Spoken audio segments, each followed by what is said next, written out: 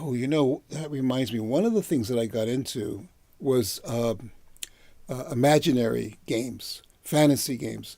I wanted to see if I could play in my inner playground the way I was playing in my outer playground with other people.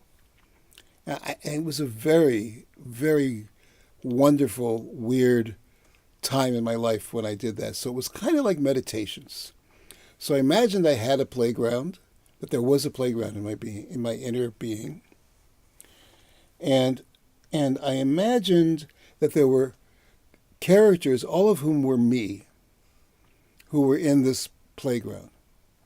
So I started out with two characters, which are my prime movers anyhow. One was serious and the other was silly. Is that not true, my prime movers? So, because all my work was like that. It was the silly side of seriousness and the serious side of silliness, So, so I would imagine that they were playing a game, and and and just kind of get them to the point where they could continue to play without me. Do you know what I mean? Just like playing. So we decide to play hide and seek in the inner playground. And the first question was, like, okay, so we need a home base. Where's home base going to be? So we're having a discussion, and Silly decided that the home base would be the nose, in the nose, because so Silly picked the nose. But he did. I mean, he picked the nose, and so it was like whenever I could feel myself breathing through my nose, I knew I was at the home base, and whoever at the time was feeling that was the one who was touching the home. I know, but that was we had to make up the fantasy and give it some concrete handles to make it happen, and that's the nose was a good enough place, and the breath is a really powerful thing anyhow. It's always used in meditation. So then the next question is who's going to be it, and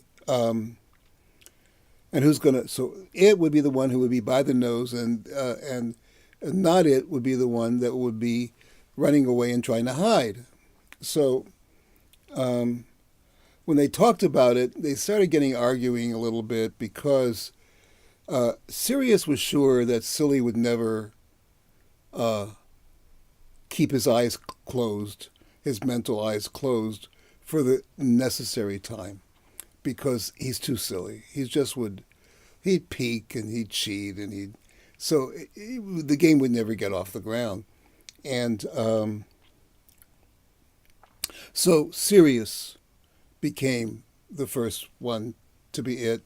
Silly went out hiding, and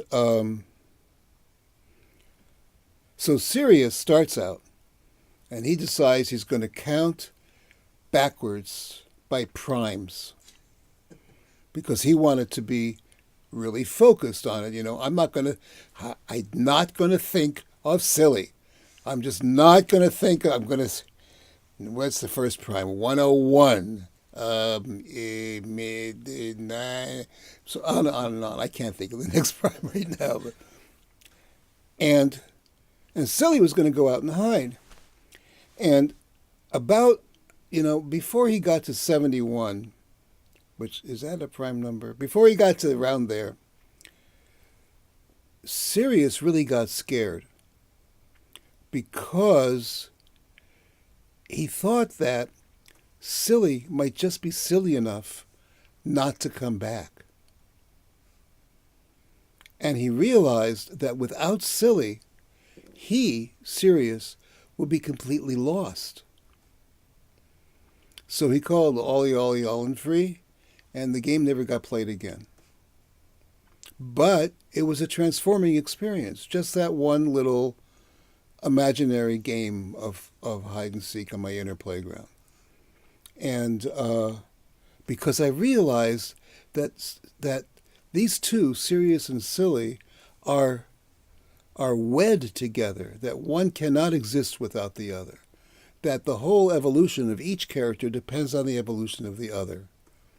And that's why they're such treasures to each other. And that actually is kind of like the whole, like I said before, that's the whole dance of my life, has been not like either or, but both and.